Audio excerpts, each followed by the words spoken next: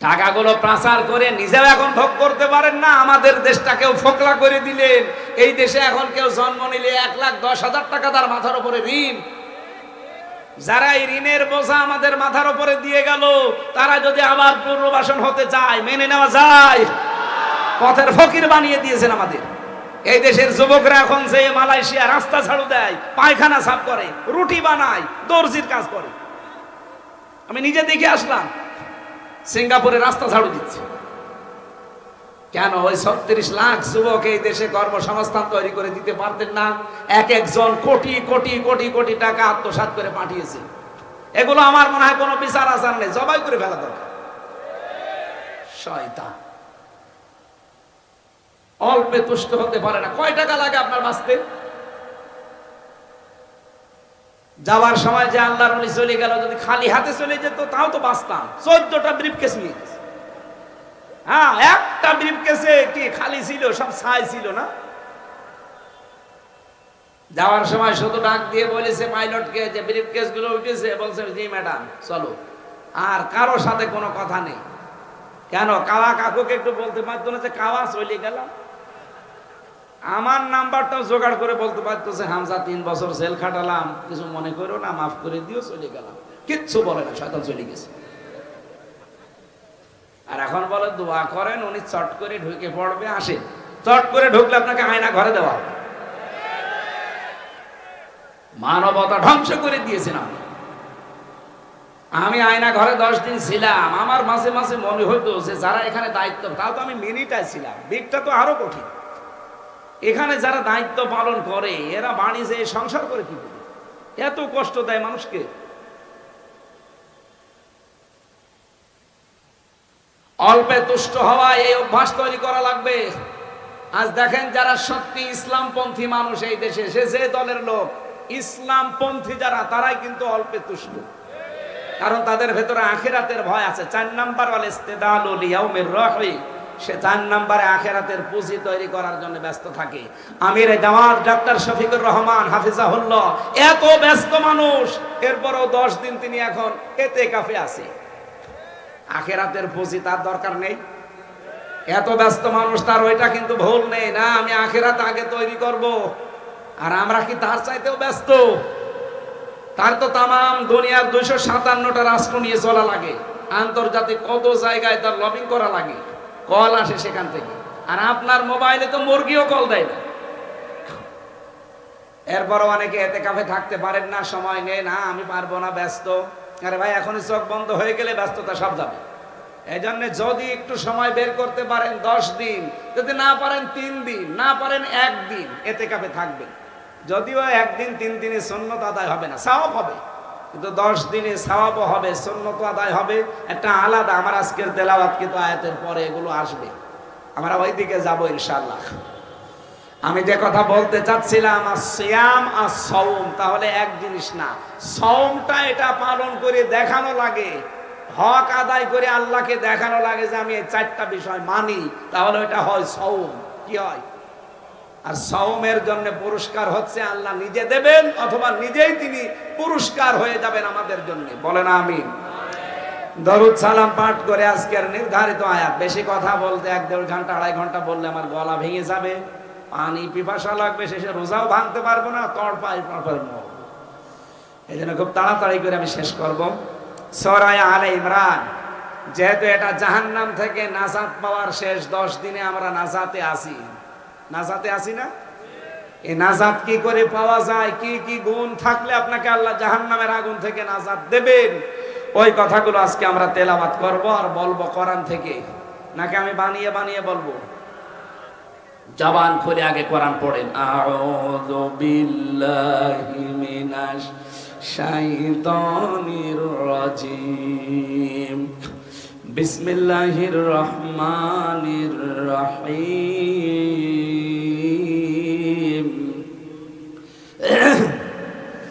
কুল আউনাব্বিউকুম বিখাইরিম মিন যালিকুম লিল্লাযীনা তাকাউ ইনদা রাব্বিহিম জান্নাত।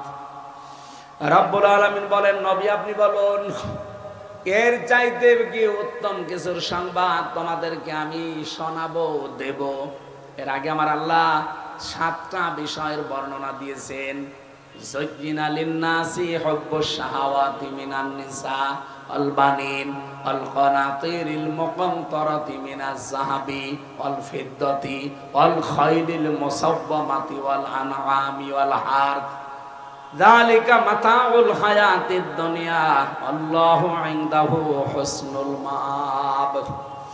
আল্লাহ এখানে 7টা জিনিসের বর্ণনা দিলেন যে আমি আকর্ষণ তৈরি করেছি, আসক্তি তৈরি করেছি, লোভনীয় বস্তু বানিয়ে দিয়েছি। 7টা জিনিসকে দুনিয়ায়। 1 নম্বরে তোমাদের স্ত্রী। তাহলে স্ত্রীর প্রতি মহব্বত ও ভালোবাসা এটা তৈরি করেছে কে? আরো জোরে বলেন। কিন্তু বাস্তবে আমরা উল্টা দেখি। নবীজিও বলেন আমার কাছে সবচাইতে প্রিয় 3টা জিনিস, তার 1 নম্বরে আমার নিজের স্ত্রী আমার কাছে খুব ভালো লাগে। আমাদের কাছেও তো স্ত্রী ভালো লাগার কথা, লাগে নিজেরটা বাদ দিয়ে অন্যেরটা। এরকম মানুষ দেশে নেই?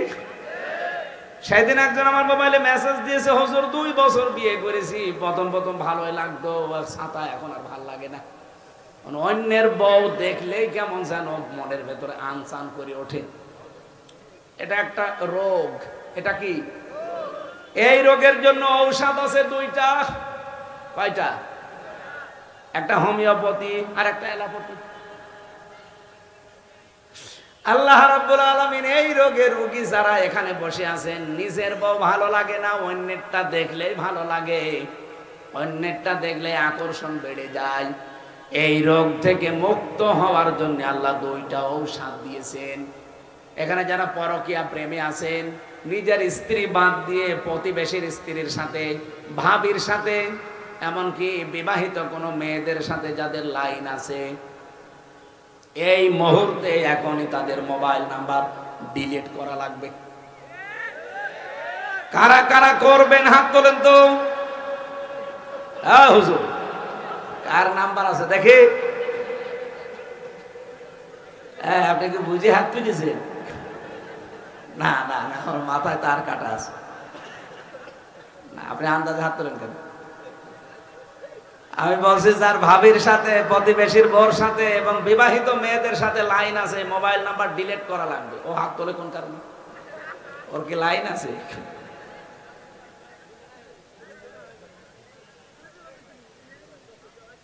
আল্লাহ রাব্বুল আলামিন দুই শ্রেণীর মানুষের প্রতি সব সময় রেগে থাকে। যারা নিজের প্রতিবেশীর স্ত্রীর সাথে লাইন করে তাদের। আরে বাংলাদেশে এটা এখন বেশি। ভারতের সিরিয়ালগুলো দেখে দেখে কি করে লাইন করা যায়, হয় ভাবির সাথে নয় প্রতিবেশীর বউর সাথে। এক কথা বলেন না কেন? আর শয়তানও ঠিক এই জায়গায় কাজে লাগায়। মানুষ আর খুঁজে পায় না। কত বিবাহিত মেয়ে ছেলে আছে, তার সাথে না, ও লাইন দেখবেন শুধু বিবাহিত মহিলার সাথে। কি পেয়েছেন আপনি? সে তো একজনের বউ আছে নাকি? আজকে থেকে সূরা নূরের 2টা ঔষধ আল্লাহ দিয়েছেন, পালন করবেন এখন থেকে।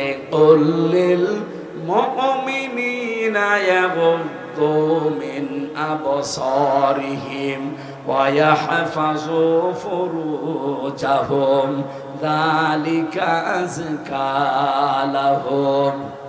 রব্বুল আলামিন বলেন, হে নবী আপনি মুমিন পুরুষদেরকে বলেন তারা যেন পর নারী দেখলেই নিজের চোখকে নিচের দিকে করে আর নিজের লজ্জাস্থান হেফাজত করে। ঔষধ কয়টা? আমি সহ যারা এখানে আছে পুরুষ মানুষ, শুধু 14 জন মহিলার দিকে তাকাতে পারবেন। এই 14 প্রকার মহিলা বাদ দিয়ে পৃথিবীর কোন মহিলা যত সুন্দরী হোক, ও সামনে পড়লে সঙ্গে সঙ্গে একবার দেখেই নজর নিচের দিকে করবেন। মানে একবার দেখে 1 মিনিট ধরে দেখেন না। প্রথম নজর মাপ, পরের নজর পাপ। এই জন্য 14 জন মহিলা যদি আপনি দেখতে চান দেখতে পারবেন। নিজের মা, নিজের কি, এরপরে নিজের খালা, আপন খালা হওয়া লাগবে। রাস্তাঘাটে চলতেছে বলে খালা, খালা বলার উদ্দেশ্য না খালার মেয়ের দিকে তাকানোর উদ্দেশ্য, এইটাই খালা বলা যাবে না। নাম ডাকা খালা বাদ, নিজের আপন খালা, মায়ের বোন যেটা তাও আপন বোন, ওই চাচা তো মামা তো বোন ওগুলো বাদ। নিজের আপন মেয়ে, নিজের আপন ফুফু, নিজের বেটার বউ, পুত্রবধূ, এরকম 14 জন মহিলার দিকে আপনি তাকাতে পারবেন, কিন্তু তাদের মুখমণ্ডল, হাতের কবজি, পায়ের পাতা বাদ দিয়ে পুরা শরীর ঢেকে রাখা লাগবে। মহিলারা শুধু শরীর, এমনকি চুল বের করে থাকতে পারে শুধুমাত্র কেবলমাত্র একমাত্র তার স্বামীর জন্য। যেই মহিলা তার স্বামীকে সন্তুষ্ট করার জন্য, আকৃষ্ট করার জন্য যত খোলামেলা থাকবে, সে তত বেশি সওয়াব পাবে। এমনকি বহু মহিলা আছে স্বামীর সামনে পর্দা করে, আরে তোর স্বামীর সামনে পর্দা করা দরকার, স্বামীর সামনে পর্দা করে থাকে, আর দোলাভার সামনে বাবা শাহজালাল সব হালাল না, এটা বাদ দেওয়া লাগবে। অনেকে মনে করে দুলা ভাই এ তো ভাইয়ের মতো। কে বলেছে ভাইয়ের মতো? এই পৃথিবীতে একটা মহিলার জন্য সবচাইতে ভয়ঙ্কর পুরুষ দুইজন, একটা হচ্ছে দেবর আর একটা দুলা ভাই। আর এই দুইটার সাথেই বাংলাদেশে কোনো পর্দা নেই, বলে এ আর কি, এ আমার আপন ভাই। আর একজন পুরুষের জন্য দুইজন মহিলা সবচাইতে ভয়ঙ্কর, একটা শালী আর একটা ভাবি। আর আমরা বলি ভাবি মায়ের মতো, কয়েকদিন পরে দেখা যাচ্ছে আল্লাহ রাস্তায় পালিয়েছে। না, নিজের নজরকে আজকে থেকে আমি সহ প্রত্যেকে সিদ্ধান্ত নেওয়া লাগবে রমজানে, যে ওই 14টা মহিলা বাদ দিয়ে আমি আর কারো দিকে তাকাবো না। যদি চোখ পড়ে যায় নজর দেবো নিচের দিকে। পারবেন না? খালি 15 দিন একটু মেনে চলেন, 15 দিন, এরপরে আপনার মন আল্লাহ পবিত্র করে দেবে। 2 নম্বরে লজ্জা স্থান হেফাজত করা লাগবে, যেখানে সেখানে ব্যবহার করা যাবে না। 15 দিন মাত্র একটু মেনে চলবেন, আল্লাহর কসম একটা অনির্বচন সুখ আপনি পাবেন। এটা যেখানে সেখানে কিনতে পাওয়া যায় না, আল্লাহ নিজের পক্ষ থেকে আপনাকে দান করবে। যেহেতু আল্লাহ আকর্ষণ তৈরি করেছে আমার স্ত্রীর উপরে, আর নিজের স্ত্রী বাদ দিয়ে অন্যের প্রতি যদি আকর্ষণ হয়, বুঝতে হবে আল্লাহর রহমতে আমি আর নেই, আমি এখন শয়তানের দখলে। আমি যদি এখন এই যে মুরব্বী হাফেজ না, হাফেজ সাহেব যদি এখন বাড়ি যেয়ে দেখে ওনার স্ত্রীকে সালাম দিয়েছে, সালাম দেওয়ার সঙ্গে সঙ্গে বউ রেগে মেগে এসে বলছে কুকুরের বাচ্চা, ওনার রাগ হবে? আপনি কি ঘুমাচ্ছেন? কি বললাম বলেন? উনি এখন বাড়ি যেয়ে সালাম দিল, বউ বেরিয়ে ওয়ালাইকুম আসসালাম না বলে বলছে কুকুরের বাচ্চা, রাগ হবে? না না। অনেক জ্ঞানী মানুষ হলেও জীবনও রাগ করবে না, চিন্তা করবে আমার শিক্ষিতা বউ, ধার্মিক মেয়ে, ভালো বংশের মেয়ে, কোনদিন আমার মুখের উপরে চোখ তুলে কথা বলে না, আর আজকে আমি সালাম দিলাম আমারে গালি দেয়। অবশ্যই এর জিনে ধরেছে। কি ধরেছে? এরে ভূতে ধরেছে, জিনে ধরেছে, পরিতে ধরেছে, না তো গালি দেওয়ার কথা নাই, স্বাভাবিক নেই। ওনার স্ত্রীর ব্যাপারে যদি এই মনে করে, আপনি যখন দেখবেন যে নিজের বউ বাদ দিয়ে অন্যের বউ দেখলেই ভালো লাগে, আপনি বুঝবেন আপনি আর আল্লাহর রহমতে নেই, শয়তান আপনাকে দখল করে ফেলেছে। শয়তানের দখল এরকম নারী পুরুষ নেই। আরো জোরে বলেন। এরকম একটা একটা করে আমার এই আয়াত উদ্দেশ্য না, আমার পরের আয়াতটা উদ্দেশ্য। আপনারা সূরা আলে ইমরানের 14 নম্বর আয়াত বাড়িতে বাংলায় তাফসীর মিলিয়ে দেখে নেবেন। এই 7টা জিনিস একটা একটা করে আল্লাহ বলেন আমি আকর্ষণ তৈরি করলাম, আসক্তি তৈরি করলাম, শোভনীয় করে দিলাম। যালিকা মাতাউল হায়াতিদ দুনিয়া, আর এগুলো সব দুনিয়ার সম্পদ। আল্লাহু ইনদাহু হুসনুল মাআব, আমি আল্লাহর নিকটে আছে উত্তম এবং সর্বশ্রেষ্ঠ সম্পদ। কি সেটা? উত্তম আশ্রয়স্থল কি? নবীজিকে আল্লাহ বলেন, হে নবী আপনি বলেন আমি কি তোমাদেরকে এর চাইতে উত্তম জিনিসের সংবাদ দেব? লিল্লাযিনা তাকাও, দুনিয়ায় যারা তাকওয়া অর্জন করতে পারবে। রমজান এসেছে কি অর্জন করার? আরো জোরে বলেন। তাকওয়া কয়টা জিনিসের নাম? আমি কি উলুবনে মুক্ত ছড়াচ্ছি? এর আগে যে 4টা ব্যাখ্যা বললাম, যে 4টা জিনিসের নাম তাকওয়া। একটা হচ্ছে আল খাউফু মিনাল জালিল, আল্লাহর ভয়, আল আমালু বিত তানজিল, কোরআনের আমল, আল কিনায়াতু বিল কলিল, অল্পে তুষ্ট থাকা, আল ইসতিদালু লিয়াউমির রাহ, আখিরাতের পুঁজি তৈরি করার জন্য সচেষ্ট হওয়া। কয়টা? এই চারটা জিনিস যার ভেতরে আছে তার ভেতরে তাকওয়া আছে। আরে চারটা যার ভেতরে নেই ও আকাশ দিয়ে উড়ে যেতে পারে, ও বুজুর্গ না, ও বেজির্গ। আমি আবার রিপিট করব, আপনি না বুঝলে। বিশ্ববিদ্যালয়ে এভাবে ক্লাস নিয়েছিল, একটা কথা দরকার হয় 10 বার বলবে। আমি মালয়েশিয়া ভার্সিটিতে ছিলাম, ওখানে আমি পিএইচডি করার জন্য সব ব্যবস্থা করে এসেছি। ওদের যে ক্লাসের মান, ওরা একটা জিনিস আপনি যদি 100 বার বলতে হয় 100 বার বলবে, তাও মাথার ভেতরে ঢুকিয়ে তারপর বাড়ি যাবে। আমি কয়বার বলেছি এখন আপনারা ক্লিয়ার না? তাকওয়া মানে জোব্বা গায়ে দেওয়া না, তাকওয়া মানে এরকম বড় বড় দাড়ি না, শুধু তসবিহ নিয়ে সুবহানাল্লাহ পড়া না। তাকওয়া মানে আল্লাহর ভয় সৃষ্টি করা অন্তর্করণে, আল্লাহর কোরআনের আমল করা। আপনি নিজের থেকে তাকিয়ে বলেন যে কোরআনের আমল কয়টা করছেন? আপনি বলেন।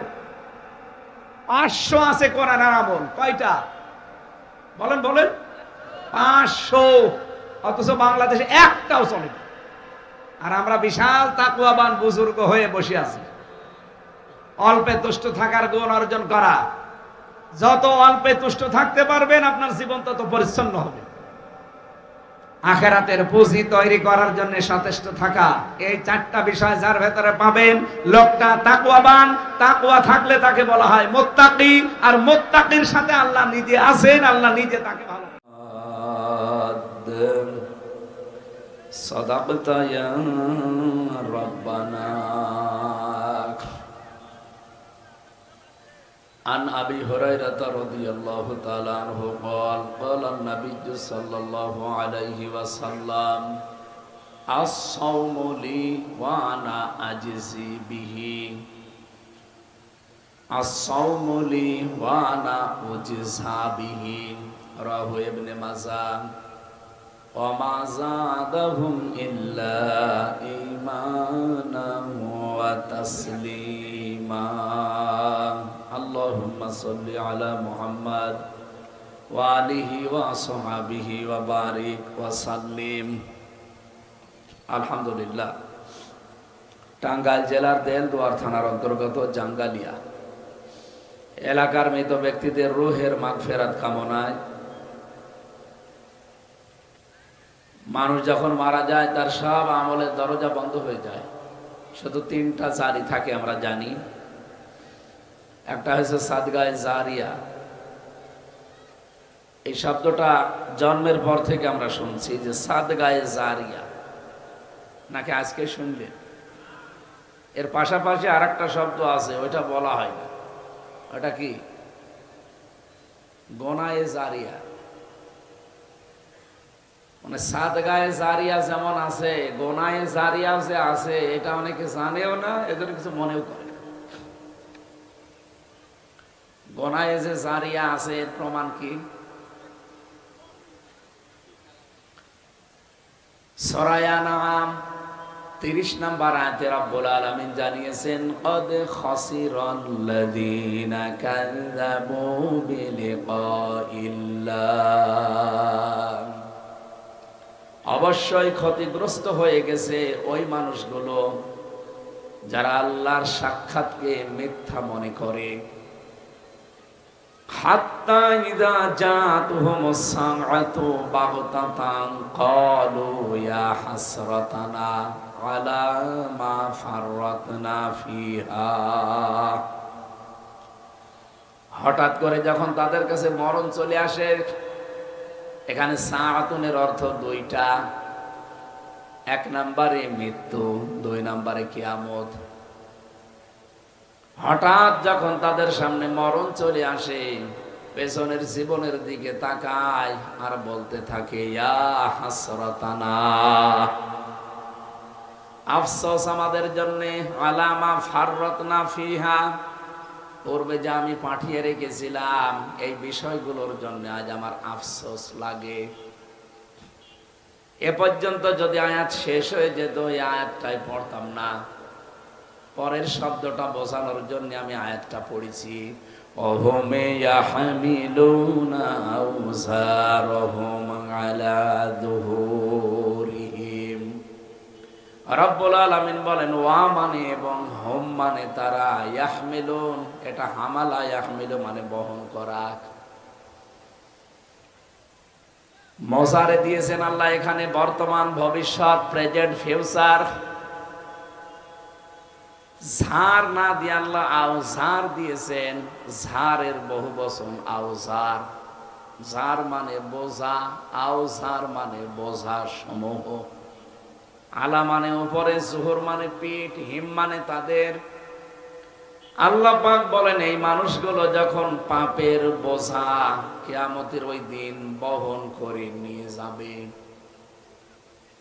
আয়াতটা পড়ার পরে আমার ভেতরে একটা টেনশন এসেছে, আল্লাহ কেন ঝাড় না দিলে আওজার দিলেন?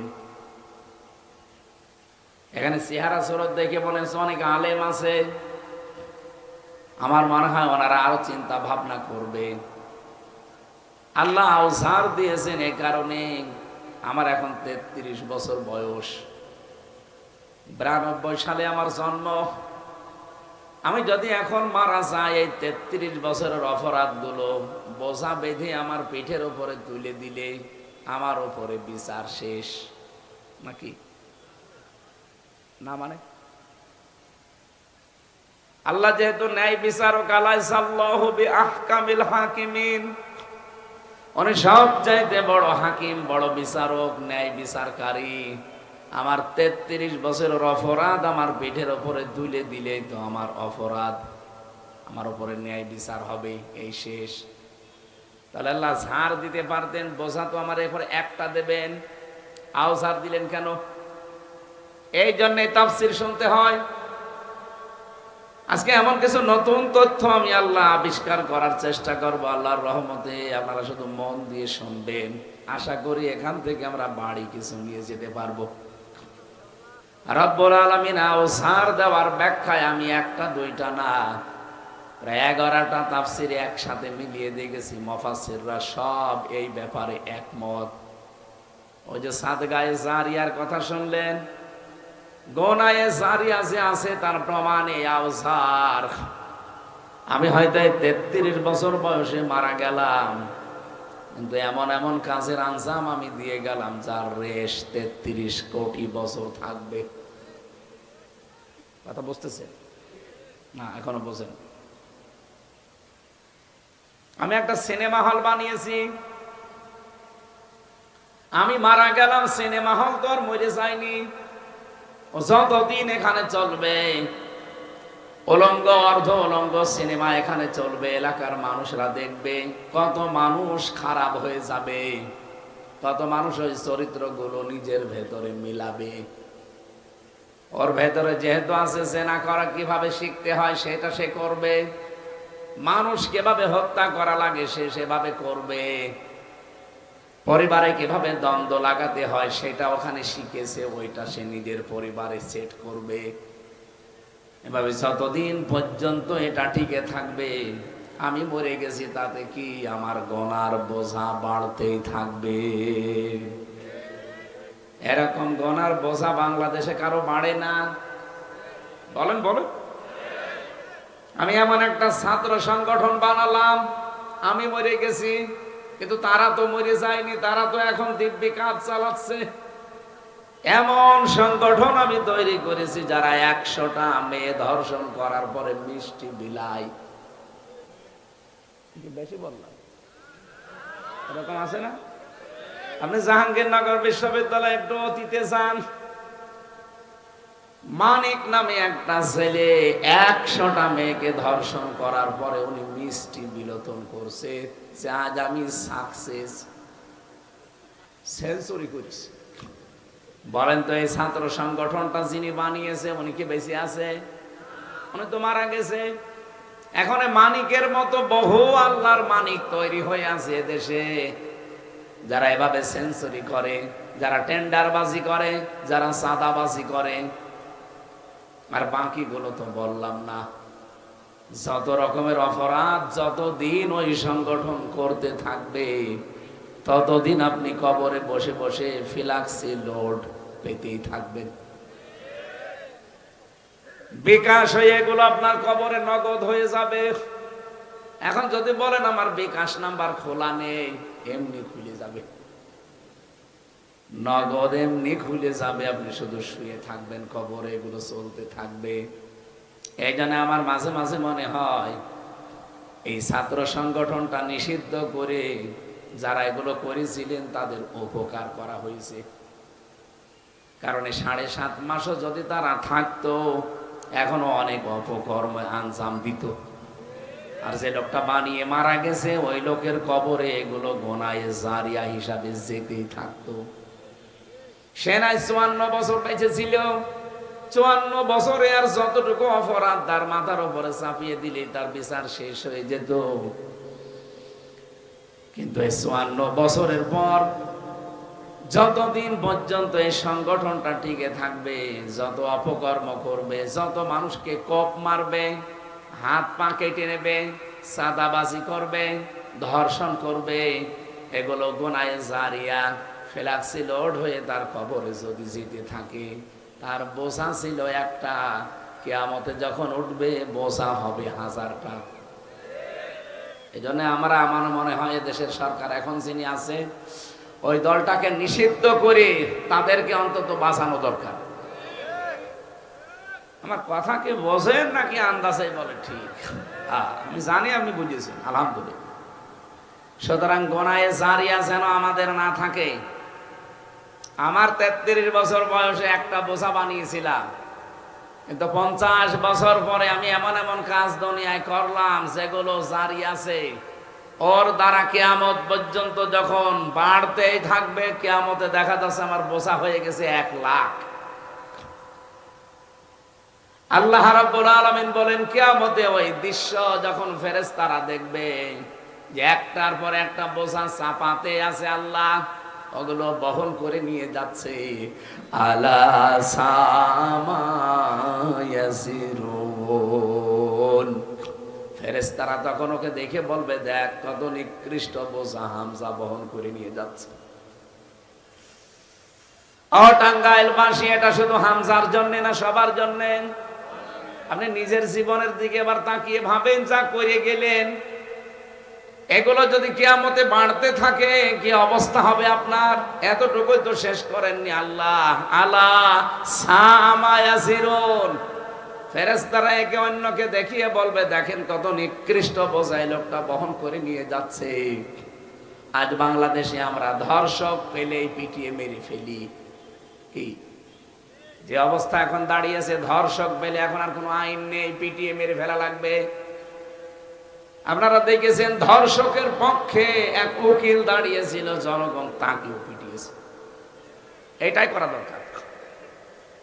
চুরি করে যদি রাস্তা দিয়ে কেউ যায়, এখানে যত মানুষ আছে একবারে দৌড় দেবে যে চোর ধর ধর। ছিনতাইকারী যদি কেউ যায়, একবারে সবাই চিৎকার করে বলবে ছিনতাইকারী ধর ধর।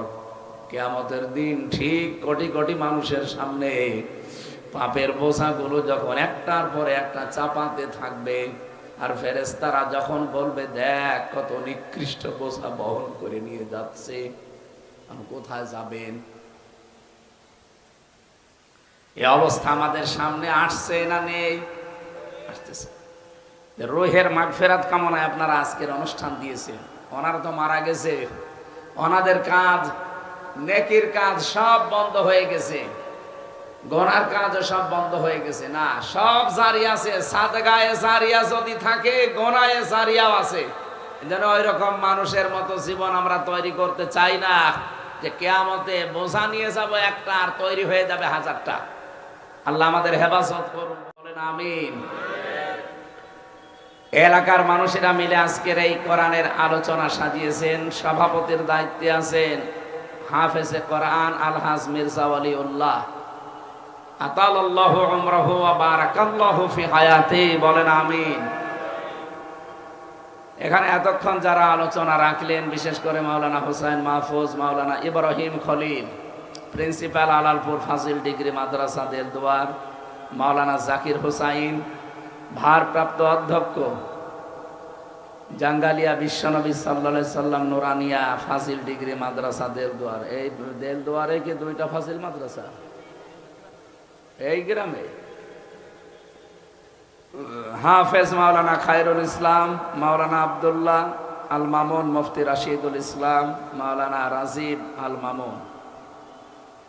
সার্বিক পরিচালনায় যারা আছেন, হাফেজ মাওলানা আব্দুল আলিম খান, হাফেজ মাওলানা বাহারুল ইসলাম, আমার বামে এবং ডানে সম্মানিত ব্যক্তিবর্গ বসা আছে, আপনারা যারা পরিচয় কিছুক্ষণ আগে শুনলেন, রাজনৈতিক নেতৃবৃন্দ, সামনে বসা মুসলমান ভাইরা, পর্দার আড়ালের সম্মানিতা মা এবং বোনেরা, প্রাণপ্রিয় দেলদুয়ারবাসী, আল্লাহর দরবারে শুকরিয়া জানাচ্ছি যিনি রমজানুল মোবারকে কোরআনে কারীম শোনার জন্যে আমাদেরকে এতক্ষণ ধৈর্য ধারণ করে সহ্য সহকারে বসে থাকার তৌফিক দিয়েছেন। আলহামদুলিল্লাহ। রমজান যতগুলো বিষয় নিয়ে এসেছে তার ভেতরে অন্যতম হচ্ছে ধৈর্য। এটা আমাদেরকে শেখায়, রমজান সংযমী হওয়া শেখায়, আমরা যেন হতে পারি। আমি হাদিস পড়েছিলাম as-sawmu li, কোরআনে কারিমে আল্লাহ আয়াত দিয়েছেন as-siyam কুতিবা আলাইকুমুস, বলেন তো as-siyam as-sawm এই দুইটাই কি এক? এখানে যারা আছেন আলেমরা যাদেরকে বলছি, সিয়াম আর সাওম দুইটা জিনিস এক না, আকাশ পাতাল পার্থক্যের ভেতরে। এই জন্য বলছি কিছু নিয়ে যাওয়া লাগবে এখানে। সিয়াম শুধু আমাদের প্রতি না, এটা কন্টিনিউ ইবাদত, ধারাবাহিক ভাবে পর্যায়ক্রমে এটা আসতে থাকে। এই জন্য শুধু আমাদেরকে আল্লাহ এটা দেয়নি, কুতিবা আলাইকুমুস সিয়াম কামা কুতিবা আলাল্লাযীনা মিন ক্বাবলিকুম, তোমাদের উপরে আমি রোজা ফরজ করে দিয়েছি আর তোমাদের পূর্বে যারা ছিল তাদের উপরও দিয়েছিলাম।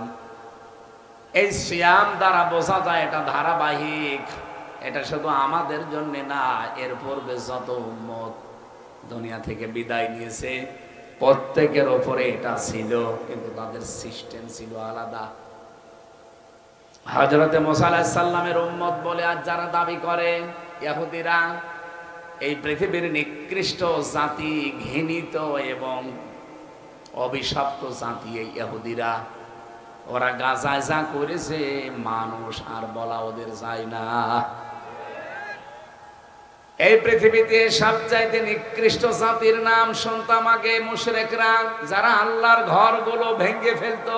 এই মুশরিকরা কি, পৃথিবীর মানুষ মাটির নিচে তেল পায়, গ্যাস পায়, আর আমাদের পাশের দাদা বাবুরা এই মুশরিকরা মাটির নিচে মসজিদ পায়, মন্দির।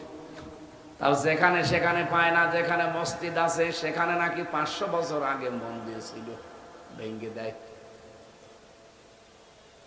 আল্লাহ পাক ওদেরকে ঠিক আমার মনে হয় 1500 বছর আগে যেভাবে ধরেছিল আবাবিল দিয়ে, ওইভাবে ধরবে। কারণ আল্লাহর যতগুলো ঘর আপনারা ভাঙলেন, আল্লাহ তো এমনি ছেড়ে দেওয়ার কথা না। আমার ঘর ভাঙলে যেমন আমার রাগ হয়, আমি প্রতিশোধ নিতে উদ্গ্রীব হয়ে যাই, আল্লাহ পাক বলেন আমার ঘর যারা হাত দিয়েছে আমি কিন্তু কিছু না কিছু দেখাবো। তারমিহিম বিহিজারাতিম মিন সিজিল ফাজআলাহুম কাসফিম মাকুল। আমরা অপেক্ষায় আছি, ওদেরকেও আল্লাহ মাকুল বানাবে। কি সেই ক্ষমতা আল্লাহর এখন নেই? গতকালকে একটা মসজিদ ভেঙেছেন আপনারা, মানুষ, যিনি 16 কেজি অক্সিজেন দিয়ে আপনাকে বাঁচিয়ে রেখেছে, 5.5 কেজি রক্ত শরীরের ভেতরে দিয়ে প্রবাহমান অবস্থায় রেখেছে, আর তার ঘরগুলো আপনারা ভেঙে দিচ্ছেন ধোয়া ধোয়া তুলে। এর প্রতিশোধ আল্লাহ নেবে। রাশিয়াকে যদি 12 টুকরা আল্লাহ করতে পারে, এই ইন্ডিয়াকে আল্লাহ 36 টুকরা করবে। এখন 29 টুকরা আছে না, 36 হলে আর কয় ভাগ? 7 সিস্টার ভেঙে গেলে কত হবে? পৃথিবীর মানচিত্রে এখন 257টা রাষ্ট্র আছে, কিছুদিনের ভেতরে দেখবেন 7টা রাষ্ট্র বেড়ে যাবে ইনশাআল্লাহ। কারণ ওরা যা করছে আল্লাহ কিছু না কিছু দেখাবে। এখন পৃথিবীতে নিকৃষ্ট ঘৃণিত জাতির তালিকায় যাদের নাম আমরা দেখতে পাচ্ছি তারা এই ইহুদিরা। রোজাদার অবস্থায় আছি, মুসাফির অবস্থায় আছি, অসুস্থ হয়ে আছি, হাজারো আল্লাহর ওলিদেরকে নিয়ে দোয়া করছি, আল্লাহ তুমি ফিলিস্তিনকে বাঁচাও। ওই নিকৃষ্ট জাতি ইহুদিদের মানচিত্র থেকে, তামাম পৃথিবী থেকে ওদেরকে গায়েব করে দাও। ওরাও রোজা রাখে, সেহরি করে না। আমি কয়েকদিন আগে মালয়েশিয়া, সিঙ্গাপুর, থাইল্যান্ড সহ কয়েকটা দেশ ঘুরছিলাম। ইহুদিদের সাথে দেখা হয় বাসে, ট্রেনে, রেস্টুরেন্টে। জিজ্ঞাসা করি আপনার নবীর নাম কি? জোসেফ। জোসেফ মানে মুসা আলাইহিস সালাম। আমরা যারা মুসা নবী বলি, ওরা জোসেফ বলে ডাকে। অথচ জোসেফ বলুক, মুসা বলুক, তার আদর্শ ওরা মানে না। হযরত মুসা জীবনে কোন মানুষকে কষ্ট দিয়েছেন, আর এখন পৃথিবীতে সব চাইতে বিষ পোড়া হয়ে দেখা দিয়েছে ইহুদিরা। খ্রিস্টানরা রোজা রাখে, ওদেরকে জিজ্ঞাসা করলে আপনাদের নবীর নাম কি? বলে যিশু। যিশু মানে ঈসা আলাইহিস সালাম। ওরা ইসহাক নবী আলাইহিস সালামের নাম পাল্টিয়ে ডাকে যাকব। ইব্রাহিম নবীর নাম ওরা পাল্টিয়ে ডাকে আব্রাহাম। হযরত মারিয়াম আলাইহিস সালামের নামও তারা পাল্টিয়ে দিয়েছে মারিয়া। মেরি বলে ডাকে, মেরি। হযরত মারিয়াম রোজা রেখেছিলেন ঈসা নবীর মা হাজার হাজার বছর আগে। ওনার রোজা আমাদের মতো ছিল না। কোরআনে কারিমে আল্লাহ সূরা মারিয়ামের ভেতরে দিয়েছেন যে ঈসা নবীর মা মরিয়ম রোজা রেখেছিল, খাওয়া দাওয়া ছিল, পান করা ছিল, কিন্তু কথা বলতে পারতো না। তাহলে অন্যান্য নবীদের উম্মতের রোজা ছিল, তাদের সিস্টেম ছিল আলাদা, তারাও সিয়াম সাধনা করেছে। আল্লাহ পাক আমাদেরকেও সিয়াম দিয়েছেন, কিন্তু সিয়ামকে আপনি সাওমে পরিণত করা লাগবে। এই জন্য হাদিসে কুদসি হচ্ছে as-সাওমু লি ওয়া আনা আজজি বিহি ওয়া আনা উজজা বিহি। আল্লাহ পাকের নবী কিন্তু এখানে as-সিয়ামু লি বলেন নাই, কি as-সাওমু বলেছেন। আমি as-সিয়াম as-সাওম শব্দের ব্যাখ্যা করার জন্য পর্যন্ত আসলাম। রব্বুল আলামিন এটা হাদিসে কুদসি, যেহেতু আল্লাহর বাণী রাসূলের মুখ দিয়ে ডেলিভারি হয়েছে, নবীজিকে আল্লাহ বলতে বলেন, হে নবী আপনি বলেন as-সাওমু লি, নাকি as-সিয়ামু লি? as-সাওমু লি। সিয়াম দিলে অর্থ কি হতে, আর সাওম দিলে কি হবে? as-সাওমু শব্দের ভেতরে চারটা বিষয় লুকিয়ে থাকে। কেউ যদি সাওম আদায় করতে চায়, মাস্ট বি, তাকে চারটা শর্ত মানা লাগবে, নয়তো তার সাওম হবে না। আর সাওম যদি না হয়, আল্লাহ পুরস্কারও দেবে না, আল্লাহ পুরস্কার নিজে হবেন না। নবীজি বলেন, কেউ যদি সাওম পালন করে, আল্লাহ পাক জানিয়েছেন রোজা আমার জন্য, আর আমি নিজের পুরস্কার দেব, অথবা আমি নিজে এর পুরস্কার হয়ে যাব। এবার আসেন তো, আমরা সিয়াম সাধনার মাধ্যমে সাওম আদায় করতে, যদি আমরা পারফেক্ট সাওম আদায় করতে চাই, আল্লাহর পুরস্কার এবং আল্লাহকে যদি পুরস্কার হিসাবে পেতে চাই, কয়টা শর্ত মানা লাগবে? আরো জোরে বলেন। এক নম্বরে আল খাউফু মিনাল জালিল, 2 নম্বর আল আমালু বিত-তানজিল, 3 নম্বর আল কিনায়াতু বিল কলিল, 4 নম্বর আল ইস্তিদাদু লিয়াউমির রাহিক। আরবিতে বললাম, হয়তো অনেকে বোঝেননি।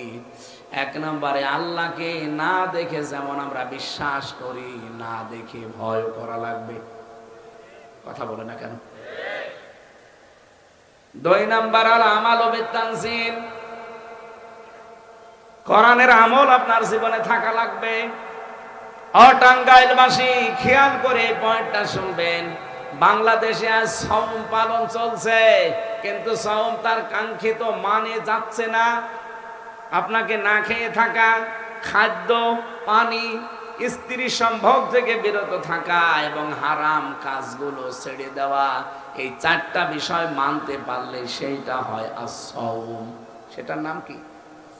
আমি আবার বলছি, আপনি খাবার খেতে পারবেন না, আপনি পানি পান করতে পারবেন না, কিন্তু মরিয়ম আলাইহিস সালামের জামানায় রোজা যারা রেখেছিল উনি রোজা রেখেছিলেন, খেতেও পারতেন, পান করতেও পারতেন, কিন্তু কথা বলতে পারতেন না। তার রোজা, তার সিয়াম আর আমাদের সিয়াম কি এক? বলেন। আমরা সিয়ামে কথা বলতে পারি কিন্তু খেতে পারি না, পান করতে পারি না, স্ত্রী সম্ভোগ করতে পারি না হালাল, তারপরেও 4 নম্বরে হারাম কাজগুলো আমরা ছেড়ে দেওয়ার ইরাদা করি, ইচ্ছা করি। আপনাকে এই সিয়াম আদায় করার সওম যদি আপনি আদায় করতে পারেন পারফেক্ট, এই 4টা শর্ত মেনে নিয়ে, আল্লাহর কসম আপনি আল্লাহর পুরস্কার পাবেন, অথবা আল্লাহ নিজে আপনার জন্য পুরস্কার হয়ে যাবে। আল্লাহকে না দেখে যেমন বিশ্বাস আমরা করেছি, না দেখে ওরকম ভয় আমরা করি। এই শিক্ষাটাই রোজা আমাদের প্রথম দিয়েছে। এই জন্য ক্ষুধার যন্ত্রণায় কলিজা ফেটে গেলেও আমরা নিজেরা চুরি করে খেতে পারি। বলেন বলেন। পানির নিচে ডুব দিয়ে পানি খেতে পারি। আজকে আমার সকাল 11টায় একটা আলোচনা ছিল, 1 ঘন্টা 15 মিনিট, এখানেও 1 ঘন্টা 15 মিনিট। বলেন তো রোজা রেখে এই যে জার্নি করে এসে আবার যাওয়া লাগবে কুষ্টিয়ায়, 2 ঘন্টা 2.5 ঘন্টা যদি এভাবে কথা বলা যায়, গলা তো এমনি শুকিয়ে যাচ্ছে। বিকাল 4:30 5টার দিকে দেখবেন আমার শরীর আর চলছে না, গলা শুকিয়ে মনে আছে একটু খাই। আমার খাওয়া যাবে আজানের আগে? বলেন। আমি আল্লাহকে না দেখে যেমন বিশ্বাস করি, না দেখে ভয় করি। এই শিক্ষাটাই প্রথম সিয়াম দিয়েছে আমাদের। 2 নম্বরে আল আমাল বিত তানজিল, এটা আজ বাংলাদেশের মানুষের নেই, আর বলতে গেলেও মানুষ উল্টা দিকে নিয়ে যায়। বলেন তো রোজা রাখতে হবে কথা কোরআনে কয় জায়গায় আছে? 1 জায়গায়। কয় জায়গায়? কুতিবা আলাইকুমুস সিয়াম, এই শেষ। হজ করতে হবে কোরআনে, আমলটা কয়বার আছে? 1 বার। কয়বার? বলেন বলেন। আলিল্লাহি আলান নাসি হাজ্জুল বাইতি মান ইসতাতা ইলাইহি সাবিলা, এই শেষ। রোজা রাখতে হবে পেয়েছেন 1 বার, হজ করতে হবে পেয়েছেন 1 বার, যাকাত দিতে হবে কোরআনে কারিমে আছে কয়বার? 82 বার। কয়বার? নামাজ পড়তে হবে কথা কোরআনে আছে কয়বার? আপনি বলেন নামাজের কথা 82, যাকাতের কথা 82, হজের কথা 1, রোজার কথা 1। অথচ এই দেশে 56,000 বর্গ মাইলে আল্লাহর দিন কায়েম করা লাগবে, এটা আছে 918 জায়গায়। তাও তো আমার ছোট মাথায়, আর এরকম বড় বড় মাথায় আরো বেশি আছে। এত ছোট মাথার ভেতরে যদি 918 জায়গায় আমি কোরআনে পাই যে দেশে আল্লাহর দিন কায়েম করা লাগবে, যেই 2টা বিষয়ে মত পার্থক্য করা নিষেধ, সেই 2টা বিষয়ে বাংলাদেশে মত পার্থক্য বেশি। একটা হচ্ছে ওয়াতাসিমু বিহাবলিল্লাহি জামিআ ওয়ালা তাফাররাকু। আল্লাহ তো ওয়াতাসিমু না দিয়ে খুঁজো দিতে পারতেন, যে তোমরা ধরো। খুঁজো না দিয়ে ওয়াতাসিমু দিলেন কেন? আর এতটুকু দিলেও তো শেষ হয়ে যেত। বিহাবলিল্লাহ দিলেন কেন? জামিয়া দিলেন কেন? ওয়ালা তাফাররাকু, এত শব্দ দেওয়া লাগে না। আল্লাহ তো একবারেই শুধু খুঁজো ওয়াতাসিমু দিলেই অর্থ হয়ে যেত। এতগুলো গুরুত্ব দেওয়ার কারণ কি? কোরআনে কারিমের কাছে আসার ব্যাপারে কোনো মত পার্থক্য করবা না, এখানে সবাই এক হয়ে যাও। আর 2 নম্বরে সূরা শুরার 13 নম্বর আয়াতে দেখবেন আন আকিমুদ্দিন ওয়ালা তাতাফাররাকু ফিক, দিন কায়েম করো, এ বিষয়ে কোনো মত পার্থক্য করবা না। বাংলাদেশের দিকে তাকান, এই 2টা জিনিস নিয়ে যত রকমের দলাদলি। কোরআনের কাছে আসতে বললেই, কোরআনের আমলের কথা বললেই তখন মানুষ পার্থক্য হয়ে যায়, তখন বিভিন্ন গন্ধ খোঁজে। আমরা কোরআনের আমলের কথা বললে কত মানুষ বলে যে না, কোরআনের সাথে রাজনীতির সম্পর্ক নেই। কত মানুষ বলে এরা ধর্ম ব্যবসায়ী। আমি কি বেশি বললাম? অথচ এই জায়গায় কোনো ফতোয়াবাজি চলবে না, কোনো মতপার্থক্য করা জায়েজ নেই। কোরআনের কথা বললেই এক হয়ে যাওয়া লাগবে, সিমেন্টেড হয়ে যাওয়া লাগবে একেবারে। 2 নম্বরে দিন কায়েমের কথা যখনই বলা হবে, আপনি আপনার মাসলাক নিয়ে আসেন, আপনার তরিকা নিয়ে আসেন, থাকেন, কিন্তু দিন কায়েমের কথা যেই বলবে ওখানে কোনো মত পার্থক্য করা যায় না। এটা শুনলে সবচেয়ে বেশি মন খারাপ হয় কাদের? বলেন কাদের? না, কাবুর আলাল মুশরিকিনা মা তাদউহুম ইলাই। আল্লাহ আয়াতের পরে দিয়েছেন, হে নবী আপনি দিন কায়েমের জন্য যদি মানুষকে বলেন, এই কথাটা শুনলে সবচাইতে অপছন্দ করবে, রাগ করবে মুশরিকরা। তাহলে বাংলাদেশে আজ যারা দিন কায়েমের কথা শুনলে রাজনীতি মনে করেন, ধর্ম ব্যবসায়ী মনে করেন, ওলট পালট নাম দিয়ে দেন, জামাত ইসলাম, আপনি মুসলমান হলেও মুশরিক। এ দেশে নেই, নাম ধরা লাগবে। চাঁপাইনবাবগঞ্জের একজন আছে না,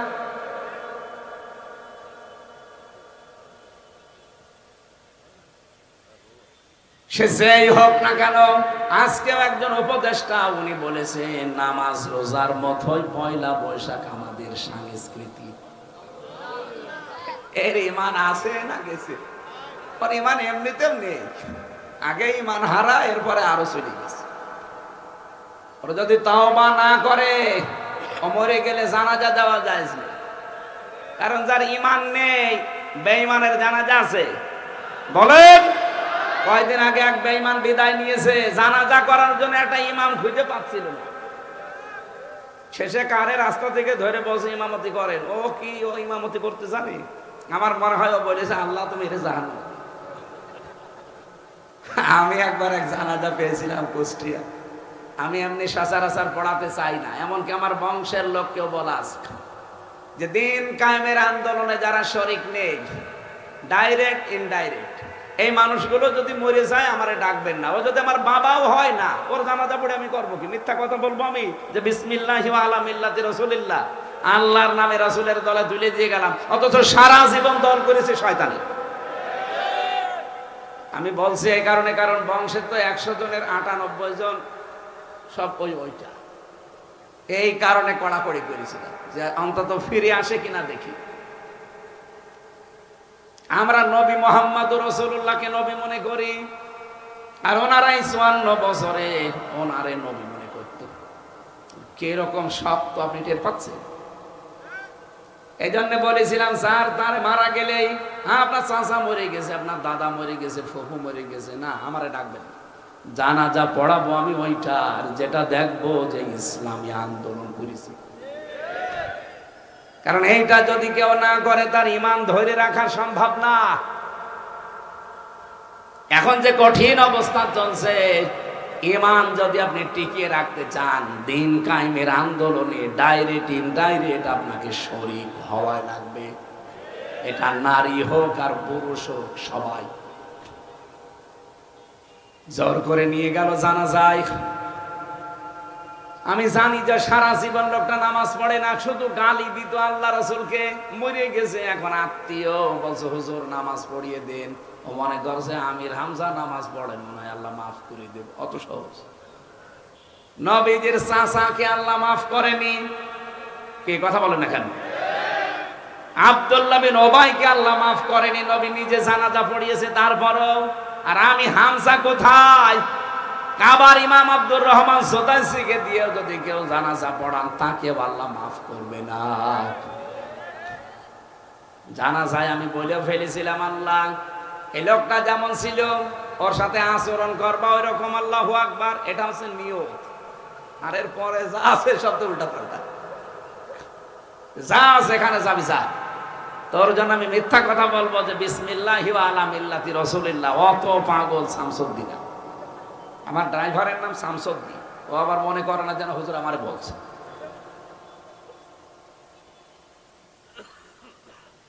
আর টাঙ্গাইলবাসী, আমি যে কথাটা বলছিলাম, দুইটা আয়াত আমি কোরআনে পেলাম যেখানে মত পার্থক্য করা হারাম, নিষিদ্ধ।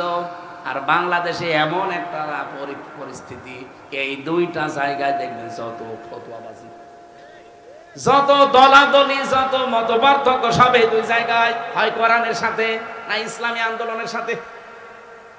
আরে ভাই, আপনার ভেতর তাকওয়া পয়দা হয়েছে, তার প্রমাণ কি? প্রমাণ হচ্ছে আপনি কোরআনের আমল করবেন। নিজের বিবেকের কাছে বলেন, কোরআনের কোন আমলটা আপনার জীবনে আছে বলেন। বলেন না, নামাজ আছে, নামাজই কি কোরআনের আমল? রোজা আছে, রোজাই কোরআনের আমল। এটা আছে, নামাজের কথা বললাম 82, রোজার কথা একবার। যেটা 918 জায়গায় আছে আমল করা, সেটা নেই কেন? আপনি কি কিয়ামত পর্যন্ত বাঁচতে চান দুনিয়ায়? আপনার চাইতে বড় ভালো মানুষ দুনিয়া থেকে বিদায় নিয়েছে, মুহাম্মাদুর। কি আপনার চাইতে খারাপ মানুষ ছিল? সে চাইলে পারতো না কিয়ামত পর্যন্ত বেঁচে থাকবো? জিবরাইল আজরাইল এসে তো বলেছিল যে আপনি যতদিন থাকতে চান ততদিন থাকতে পারবেন। নবীজি বললেন তারপরে? বলে মরা লাগবে। মুহাম্মাদুর রাসূলুল্লাহ ডাক দিয়ে বলে, ভাই জিবরাইল, যাওয়ায় যদি লাগে আমার থেকে লাভ কি? তাড়াতাড়ি নিয়ে চলো আমার বন্ধুর সাথে আমার দেখা করো। এত বড় ভালো মানুষকে যদি জিবরাইল আজরাইল ছেড়ে না যায়, আপনি কোথাকার কে?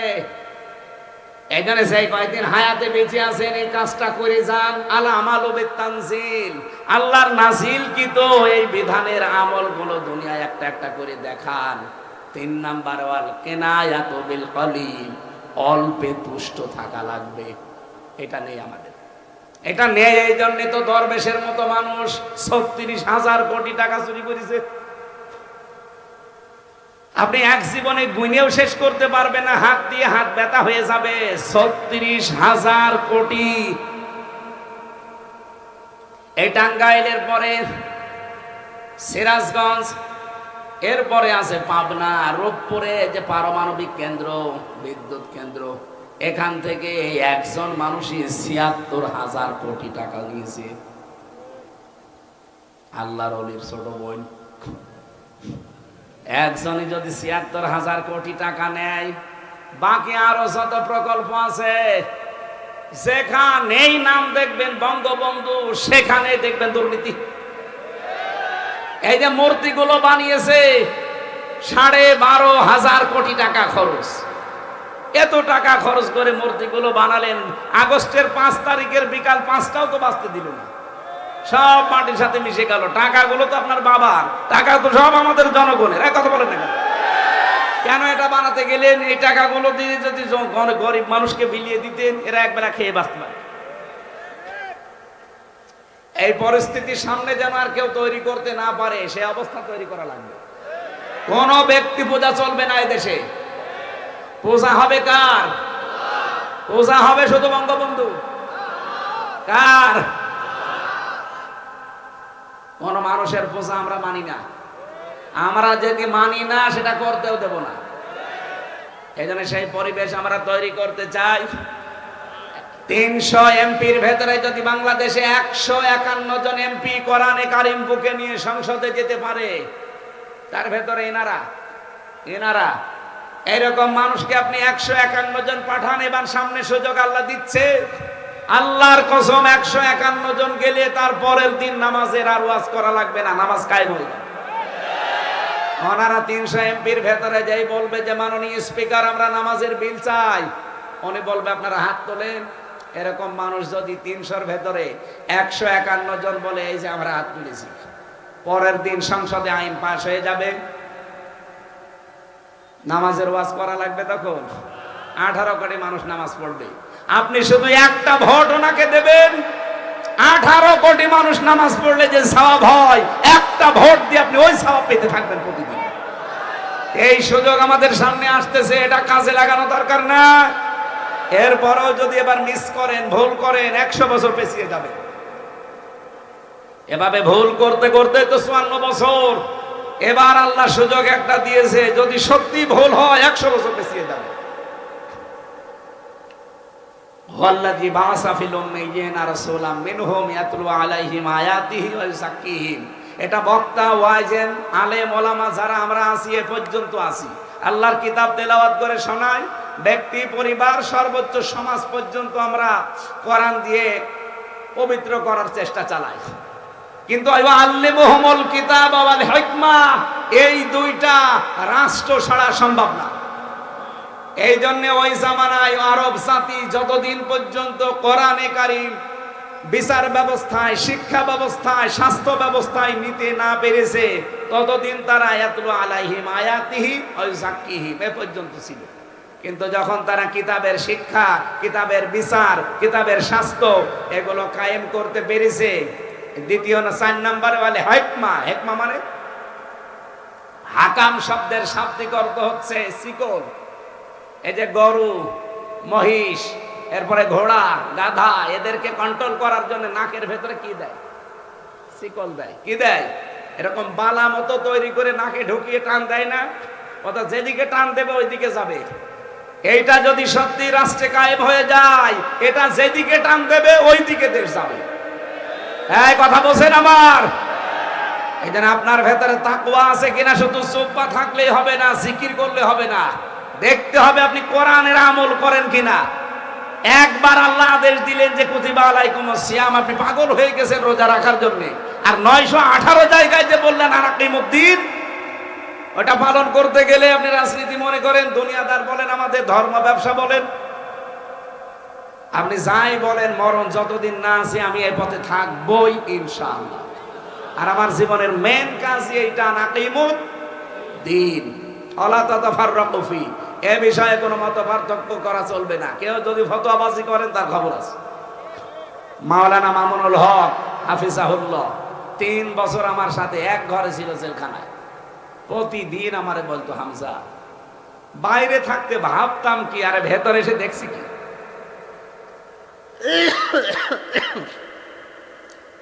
বাইরে আমরা টুপি নিয়ে মারামারি করি, আমরা আমিন আস্তে জোরে নিয়ে মারামারি করতাম, আমরা আকীদা কার ভালো কার খারাপ এই নিয়ে ফতোয়াবাজি করি, আর ভেতরে দেখি জালেমরা সব আমাদের এক জায়গায় তালা লাগিয়ে গেছে। এ দৃশ্য আর চলতে দেওয়া যায় না। বাইরে যদি যেতে পারি, এবার সবাইকে আমরা দিন কায়েমের জন্য এক করব। এই জন্য এটা অলরেডি শুরু হয়ে গেছে। সামনে ইসলামের একটা করে বাক্স যাবে, আর ইসলামের বাইরে যা আছে সব বাক্স বাদ দিয়ে ইসলামের বাক্সে ভোট দেওয়া লাগবে। এটা যদি কারো কাছে রাজনীতি মনে হয়, হ্যাঁ এইটাই আমাদের রাজনীতি। আমরা রাজনীতি করি দুর্নীতি করার জন্য না, এ কোরআনকে কায়েম করার জন্য। এই কথা বলেন ঠিক কিনা? কোরআন শরীফই যদি দুনিয়ায় কায়েম না হয়, তা আমি 1000 বছর বেশি কি করব? খালি খাবো আর পায়খানা করবো নাকি? আর বছরে বছরে 2-3টা করে জন্ম দেব, এই আমার কাজ। কোরআনের আমল করা লাগবে ভাই, অল্পে তুষ্ট থাকা লাগবে। বাংলাদেশের মানুষ যারা দায়িত্বে ছিল, এরা যদি অল্পে তুষ্ট থাকতো, দেশটা দাঁড়িয়ে যেত। মালয়েশিয়া কি পরিষ্কার, কত উপরে চলে গেছে তারা।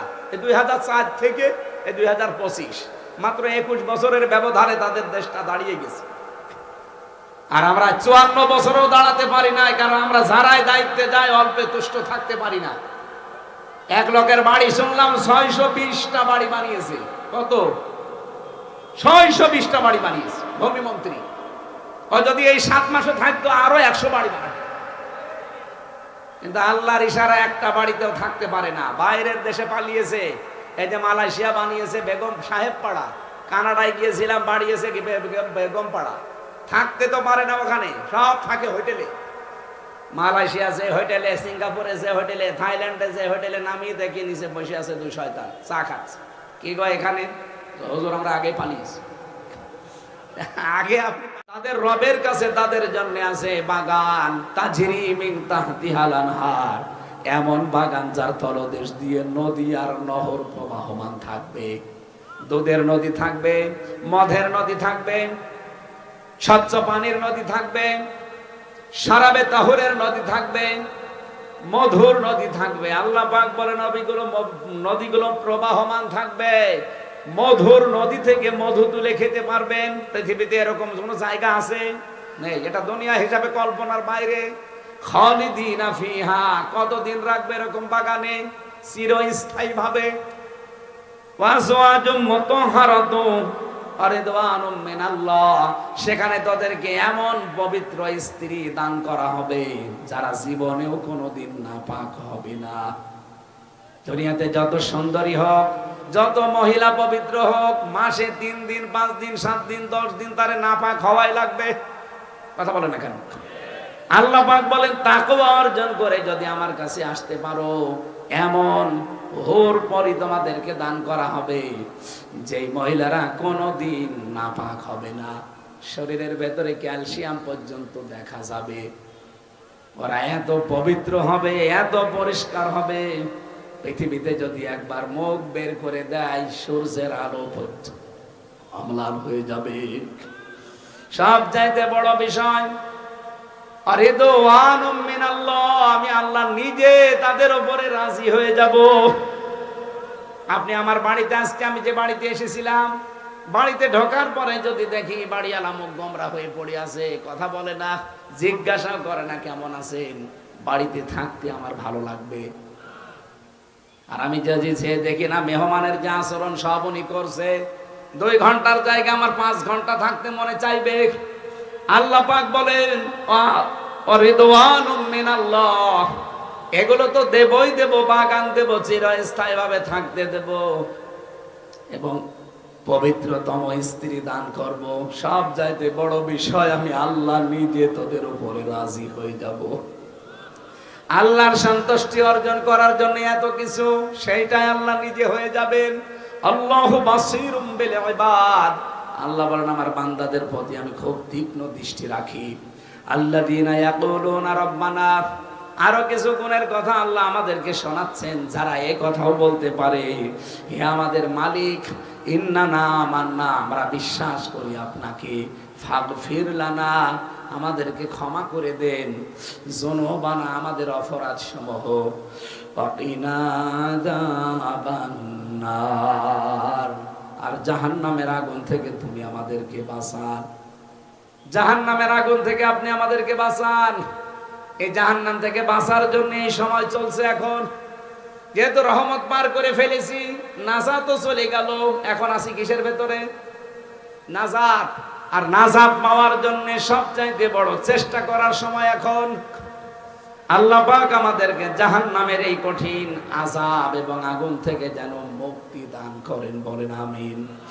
as-সাবিরিনা, আরো কিছু গুণ অর্জন করা লাগবে, ধৈর্যশীল হওয়া লাগবে সব জায়গায়। as-সাদিকিনা, সত্যবাদী হওয়া লাগবে। সত্যবাদী মানে কি? খালি সত্য কথা বললেই সত্যবাদী হয় না। সত্যবাদী হওয়ার জন্য 10টা গুণ দুনিয়ায় থাকা লাগবে তার ভেতরে। কয়টা? আরো জোরে বলেন। সূরা বাকারার 177 নম্বর আয়াতটা খুলে দেখবেন, আল্লাহ বলেন উলাইকা আল্লাযীনা সাদাকু ওয়া উলাইকা হুমুল মুত্তাকুন, এরাই ইমানের দাবিতে সত্যবাদী আর এরাই মুত্তাকি। এজন্য আল্লাহর দাবিতে যদি কেউ সত্যবাদী হতে চায়, সূরা বাকারার 177 নম্বর আয়াতের এই 10টা গুণ জীবনে কায়েম করা লাগবে, অর্জন করা লাগবে। আল্লাহ জানিয়েছেন ওয়াল কানিতিনা, তারা বিনয়ী হবে, অল মুনফিকিনা, তারা খরচকারী হবে, অল মুস্তাগফিরিনা বিল আসহার, শেষ রাতে তারা ক্ষমা প্রার্থনাকারী হবে। আর এটার সুবর্ণ সুযোগ চলছে এই সবে কদরে।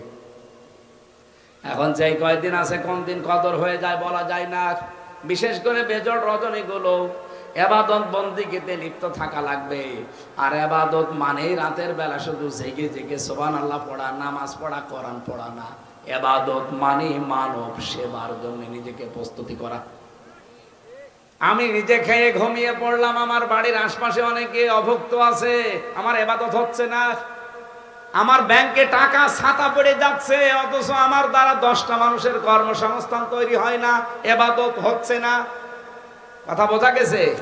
আল মুস্তাগফিরিনা বিল আসহার, তারা শেষ রাতে ক্ষমা প্রার্থনাকারী। এটা মানে শুধু সেজদায় পড়ে আল্লাহ মাফ করে দেন, মাফ করে দেন না। এদিকে টাকা ব্যাংকে ছাতা পড়ে গেছে, ও যে 5টা মানুষের কর্মসংস্থান তৈরি করে দেবে রমজানে, সে দায়িত্ব নেয় না। কিসের ইস্তেগফার করেন আপনি? আমার কথার অর্থ বোঝা গেছে? আল্লাহ আমাদের মেনে চলার তৌফিক দেন, আমিন। গলা শুকিয়ে যাচ্ছে, কিছুক্ষণ পরে দেখা যাচ্ছে পানি পিপাসা লেগে যাবে। আল্লাহুম্মা আমিন।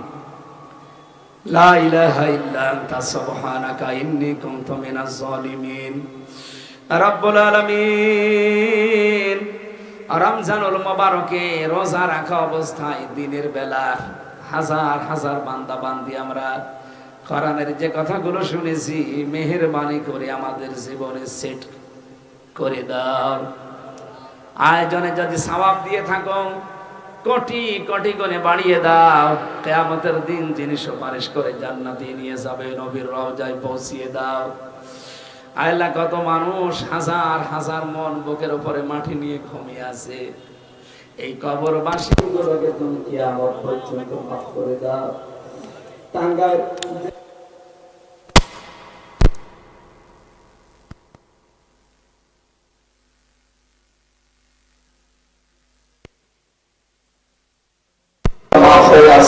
রমজানের পরে তুমি আবাদান কিয়ামত পর্যন্ত এদের মাফ করে দাও। যারা আমরা সিয়াম পালন করছি সওমকে তৈরি করার জন্য, আমাদের সিয়ামকে তুমি সওম বানিয়ে দাও। তোমার হাবিব যেটা জানিয়েছে তোমার ওই কথা, সওমলি রোজা আমার জন্য, ওয়ানা আজিজি বিহি ওয়ানা উজসা বিহি, আমি নিজে পুরস্কার দেব অথবা আমি নিজেই পুরস্কার হয়ে যাব।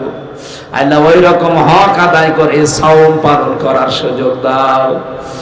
এ মাহফিলের আয়োজন করতে গিয়ে যারা শ্রম দিল আল্লাহ, কাউকে খালি হাতে ফেরত দিও না, প্রত্যেককেই মঞ্জুর করে নাও। সম্মানিত মা বোনেরা পর্দার আড়ালে বসে আছে, এদেরকে খাদিজার মতো আয়েশার মতো বানিয়ে দাও। এদের পেটে যে ছেলে মেয়েগুলো আসে আল্লাহ, তুমি তাদেরকে মেহেরবানি করে হাসান হোসাইন হযরতে আয়েশার মতো তৈরি করে দাও।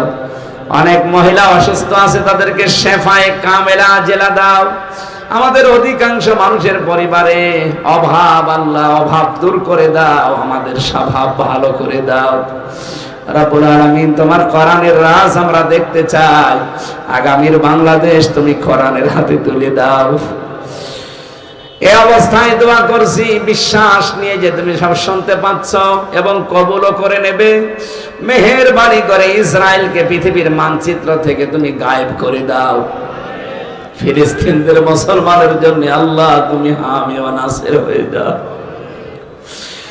রব্বুল আলামিন, কাফেরদের হাতে আর আমাদেরকে মার খাওয়িয়ে না, দরকারে আমাদেরকে রোগ শোক দিয়ে পানিতে ডুবিয়ে মেরে ফেলো, কিন্তু কাফেরদের হাতে আমাদেরকে তুমি অপমান করো না।